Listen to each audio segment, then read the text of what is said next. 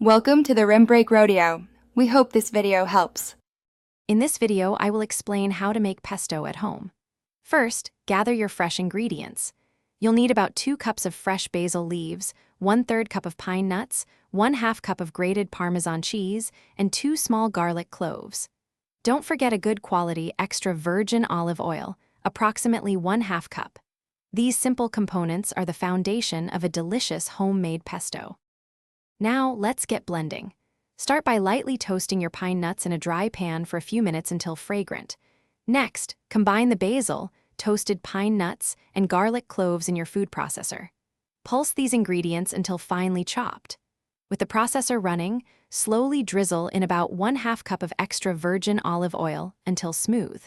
Finally, add the Parmesan cheese and pulse just a few more times to combine. Once blended, it's time to perfect your pesto's taste and consistency.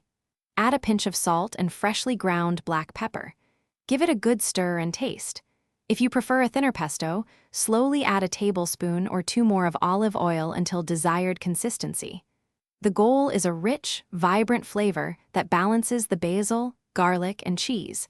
Adjust as needed for your perfect batch. Your delicious homemade pesto is ready. To store it, transfer the pesto to an airtight container. Pour a thin layer of olive oil over the top to prevent browning. It will keep fresh in the refrigerator for up to 1 week.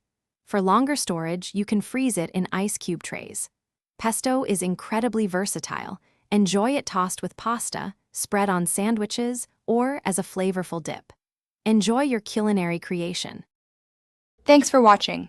Consider subscribing if we helped you.